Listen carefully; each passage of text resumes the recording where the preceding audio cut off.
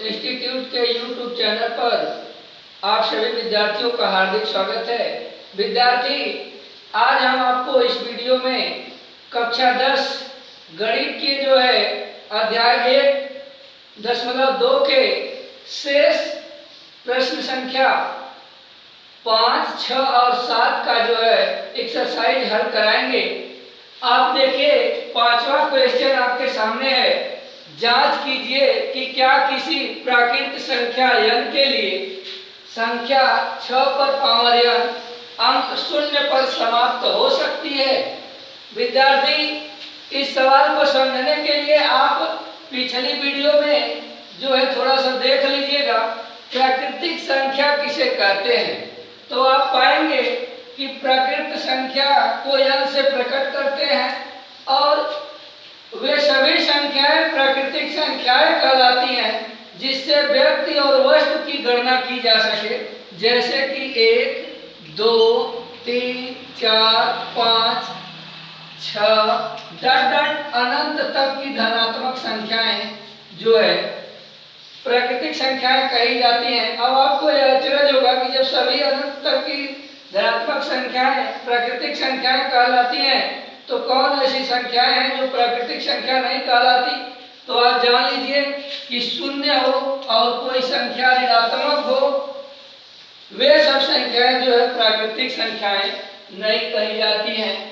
आगे विद्यार्थी, अब आपको देखना है कि 6 पर पावर n अंक 0 पर समाप्त हो सकती है। तो भाई आप देख लीजिए, 6 पर आप जो है n का मान n बराबर पहले 1 रखिए तो आप देखेंगे कि इसका मान 6 होगा।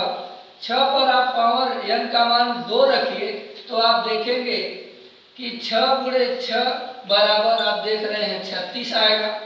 इसी प्रकार आपकी बात मतलब 6 पर n का मान आप 3 रख करके चेक कर लीजिए तो आप देखेंगे 6 गुणे 6 यानी कि 6 6 36 छक्का 216 होगा संभवतः। इसी प्रकार आप 4, 5, 6 जितनी भी धनात्मक संख्याएं हैं चेक करके आप देख लीजिएगा, चाहे जितना बार करेंगे उन सभी अंकों के गुणनफल अंक में जो है अंतिम अंक जो होगा उसमें 6 ही आपको प्राप्त होगा। इसमें कोई से कोई दो राय नहीं है। उसके बाद विद्यार्थी, अगर मान लीजिए आप अपने सवाल के मेथड पर यहाँ जाते हैं तो थोड़ा सा यहाँ एक बात ये देख लीजिएगा कि किसी संख्या का अंतिम अंक 0 हो, इसके लिए यह एक शर्त होती है कि उसके अभाज्य गुणनखंड में 5 शामिल होना ही चाहिए। जैसे मान लीजिए कि 2 गुणे 5 तभी आपका 10 होता है, और उसके बाद मान लीजिए कि 2 गुणे 3 कर लीजिए और गुणे 5 यानी कि 2 3 6 5 30 आपका हो जाएगा, या फिर 2 दूना 4 5 20 आप देख लीजिए। इसी प्रकार 2 दूना 4 4 दूना 8 और 8 5 आपका 40 होता है। यानी कि ऐसी जो भी संख्याएं जिनके अंत में 0 होगा उसमें किसी न किसी स्थान पर उनके अभाज्य गुणनखंड में 5 अवश्य शामिल होगा। इसमें कहीं से कोई दो राय नहीं है। हाँ, एक भ्रम ये भी इससे बचिएगा कि ये कोई जरूरी नहीं है कि जिसके अभाज्य गुणनखंड में 5 शामिल हो उसके अंत में हमेशा 0 ही आए। जैसे कि मान लीजिए आप देखिए 15 भी एक संख्या ऐसी है कि मान लीजिए इसके अभाज्य गुणनखंड में 3 और 5 शामिल होता है, किंतु देखिए इसका अंतिम अंक 0 नहीं है। सीधा मतलब यह है कि जिसमें 5 हो, जिसके अभाज्य गुणनखंड में 5 हो, वहां पर ये नहीं कंफर्म हो जाता कि उसका अंतिम अंक 0 होना चाहिए, किंतु जिसके अंत में 0 होगा ये कंफर्म होगा कि उसके अभाज्य गुणनखंड में 5 शामिल होगा। अब हमें उम्मीद है कि आप इस बात को भली भांति समझ पाए होंगे। दूसरी बात, इस सवाल को तोड़कर देखने के लिए आप एक इनके माध्यम से भी देख सकते हो कि यदि आप 6 का घात n करते हो तो गुणनखंड करेंगे तो 2 गुणे 3 होगा, तो इनकी घात पर 2 पावर आएगा, मतलब n आएगा, सॉरी। और यदि 6 पर आप 1 घात 3 पर 1 की घात होगी। यदि आप 6 पर 2 रखते हो तो 2 गुणे 3 पर जो है आपका 2 की घात होगी। अब इसको आप अलग अलग करेंगे तो चेक कर लीजिए कि 2 नीचे दिखाई नहीं दे रहा हो, आगे ऊपर देखिए थोड़ा यहाँ जगह कम पड़ रही है। यदि आप मान लीजिए इसका विस्तार कर रहे हो तो विस्तार करके भी आप देख लीजिए कि जैसे मान लीजिए 6 पे पावर 2 और बराबर आपका 2 गुणे 2 मतलब 3 पे पावर 2, तो यहाँ तो आपका 6 गुणे 6 और इधर 2 पे 2 और 3 पे 2, यानी कि 2 दूना 4 और 3 त्रिका 9। इसका भी मान 36 होगा और इसका भी मान 36 होगा। तो इस संख्या को हमारा दर्शाने का मतलब यह है कि इस तरीके से लिखने पर भी इनके मान में कोई परिवर्तन नहीं हो रहा है, जबकि यहाँ पे दिखाई दे रहा है कि इनके अभाज्य गुणनखंडों में 5 शामिल नहीं है। और जब 5 शामिल नहीं है तो एक पहचान ये भी है कि इनके जो है कि n के रूप में जो मान आएगा उसका अंतिम अंक 0 नहीं हो सकता। आगे अब आप दूसरा क्वेश्चन देखेंगे। देखिए विद्यार्थी, आपका 6वां प्रश्न है, व्याख्या कीजिए कि 7 गुणे 11 गुणे 13 धन 13 और 7 गुणे 6 गुणे 5 गुणे 4 गुणे 3 और गुणे 2 गुणे 1 और धन 5 भाज्य संख्याएं क्यों हैं। तो विद्यार्थी इस सवाल को तो हम बताएंगे, लेकिन आप यहाँ थोड़ा सा देख लीजिए भाज्य और अभाज्य। भाज्य और अभाज्य आपको पिछले मतलब नंबर सिस्टम के वीडियो में आपको बताया जा चुका है, उसको आप एक बार देख लीजिएगा अच्छे से समझने के लिए। लेकिन हम यहाँ भी बता दे रहे हैं कि ऐसी संख्याएं जिनका मतलब कम से कम 3 अभाज्य गुणनखंड हो, एक तो 1 हो, दूसरा स्वयं हो और तीसरा एक किसी अन्य संख्या से भी विभाजित हो जाए, उन्हें हम भाज्य संख्या कहते हैं। जैसे आप 4 देख लीजिए तो 4 का एक गुणनखंड 1 है, मतलब कि 4 में देखिए 1 गुणे 2, मतलब कि भाग में इसके शामिल होगा। 1 से भी 4 1 से भी विभाजित हो जाएगा, 4 2 से भी विभाजित हो जाएगा और 4 3 से भी हो जाएगा। आगे आप देखेंगे, अभी देखिए मतलब ये 3 नहीं, मतलब ये 4 है। इसके बाद देखिए 6 1 से भी विभाजित हो जाएगा, 6 2 से भी विभाजित हो जाएगा, 6 3 से भी विभाजित हो जाएगा और 6 स्वयं 6 से भी हो जाएगा। यानी कि देखिए 4 के पास 1 2 यानी कि 3 जो है कि ऐसी संख्या है जिससे यह विभाजित हो जाता है। 6 के पास ऐसी 4 है। तो आप मतलब ऐसी संख्याएं जो 1 और स्वयं से विभाजित होती हैं उन्हें अभाज्य कहते हैं, और जो एक और स्वयं के अतिरिक्त किसी अन्य संख्याओं से भी विभाजित हो जाती हैं उन्हें जो है भाज्य कहते हैं। अब अभाज्य आप देख लीजिए, आप देखेंगे कि मान लीजिए 2 तो इसके पास 2 ही गुणनखंड है, मतलब 2 संख्याओं से विभाजित, एक तो 1 से विभाजित होगा और दूसरा 2 से, तीसरी संख्या से यह विभाजित नहीं होगा, अतः यह जो है क्या है, अभाज्य है। इसी प्रकार आपका 3 भी है। 3 आप देख लीजिए कि 3 एक तो 1 से विभाजित होगा और दूसरा स्वयं 3 से होगा और अन्य किसी संख्या से नहीं होगा। इसी प्रकार आप 5 को देख लीजिए कि 5 के भी 2 गुण मतलब 2 संख्याओं से विभाजित होता है, एक तो 1 और दूसरा स्वयं से। 1 और स्वयं के अतिरिक्त जो संख्या किसी से भी विभाजित न हो उन्हें अभाज्य संख्या कहते हैं। तो अब हम इन्हें सिर्फ सीधे सीधे हल कर देते हैं, यानी कि 7 गुणे 11 और गुणे 13 और प्लस 13। तो आप देखेंगे कि मान लीजिए या तो इन तीनों का इकट्ठा गुणा करके 13 जोड़ लीजिए, या फिर आप देख रहे हैं इन दोनों में 13 कॉमन है और आप कॉमन लेंगे तो 7 गुणे 11 आपका मतलब 13 है, यदि आप इसमें कामा ले लेते हैं तो आपका हो जाएगा,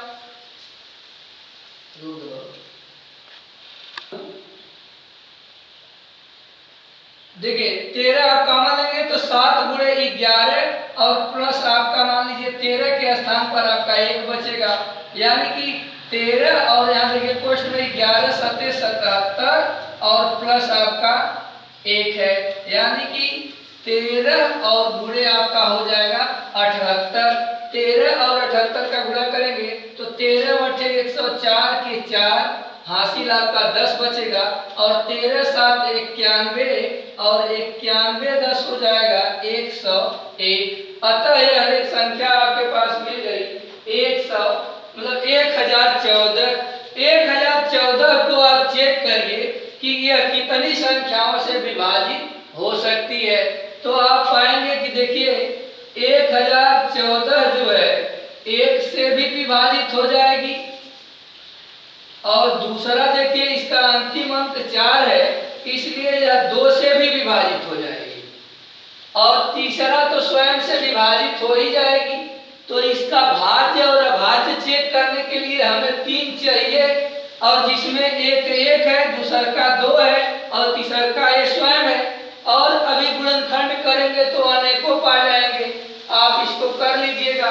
अतः 1014 के पास जो है 2 से अधिक ऐसी संख्याएं हैं जिससे कि वह विभाजित हो सकती है, इसलिए जो है 1014 आपकी भाज्य संख्या है। आगे आप देखिए तो जो दूसरा प्रश्न है, मतलब दूसरा पॉइंट इसमें का है, देखिए यहाँ पे 7 गुणे 6 गुणे 5 और गुणे 4 गुणे 3 गुणे 2 और गुणे 1 और धन 5। अब आप इनका गुणा करा करके जोड़ दीजिए। अगर यह संख्या इस संख्या मतलब जोड़ने के बाद जो आपको प्राप्त होगा उसके 3 ऐसे गुणनखंड हो जिससे यह विभाजित हो जाए तो भाज्य होगी। अगर 3 या 3 से अधिक गुणनखंड नहीं मिलते तब यह भाज्य नहीं होगी। तो पहले आप करके देख लीजिए। देखिए 2 3 6 6 चौक 24 और 24 पंजे आप मान लीजिए गुणा करा लीजिए। यहाँ पे 5 चौक के 20 के 0 हासिल 2, 5 गुना 10 2 12 120 हुआ।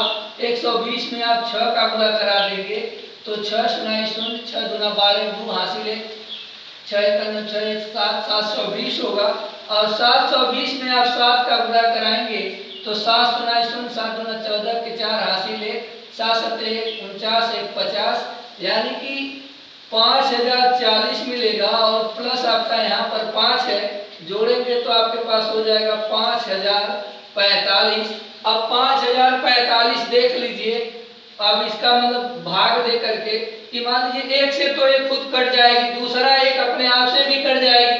आपको एक तीसरी संख्या कोई खोजना है तो आप उसको मान लीजिए पहले 3 से भाग देकर चेक कर लीजिए। 3 1 कम 3 आप पाएंगे कि आप यहाँ 2 हो गया और 0 यानी कि 3 6 18, यानी आप घटाएंगे तो 2 शेष बचेगा और 4 उतरेगा तो 3 बटे 24, यानी कि मान लीजिए 24 आ गया तो यहाँ से इस पर 0 बचा और 5 उतरेगा तो नहीं कटेगा।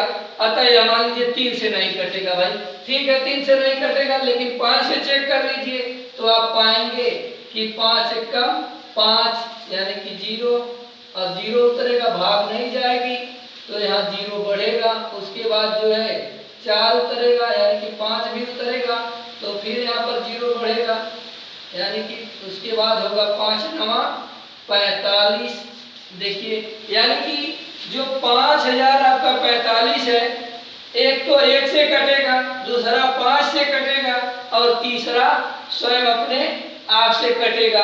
अतः जो है यह एक भाज्य संख्या है, क्योंकि इसके भी पास 2 से अधिक ऐसी संख्याएं हैं जिससे वो स्वयं विभाजित हो सकती है।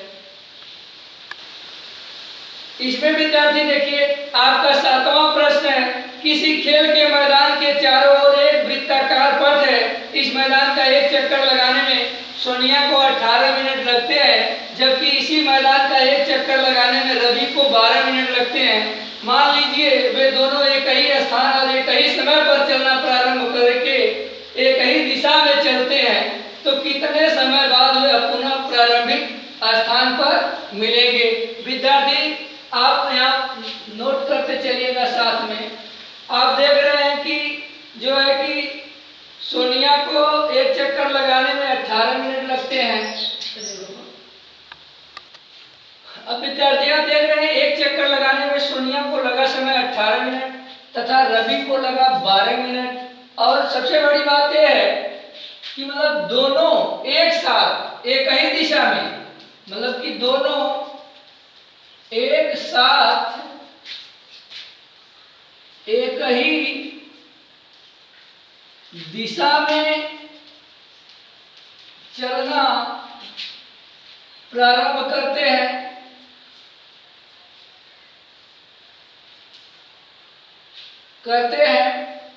अतः 12 तथा 18 का एलसीएम लेने पर, तो आप 12 का अभाज्य गुणनखंड ज्ञात करेंगे तो 2 दूना 4, 4 तिहाई 12, और 18 का अभाज्य गुणनखंड का ज्ञात करेंगे तो 2 तिहाई 6, 6 त्रिक 18।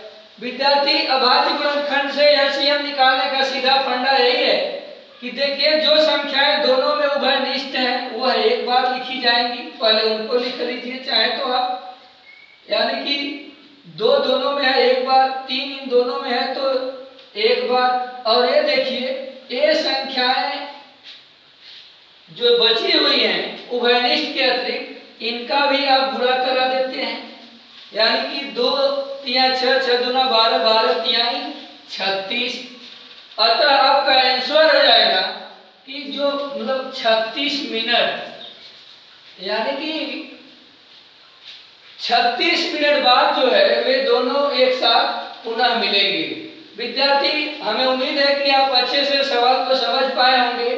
फिर हम आपको मिलेंगे अगली वीडियो में अगले अध्याय के साथ। तब तक के लिए हरिओम, जय हिंद, जय भारत।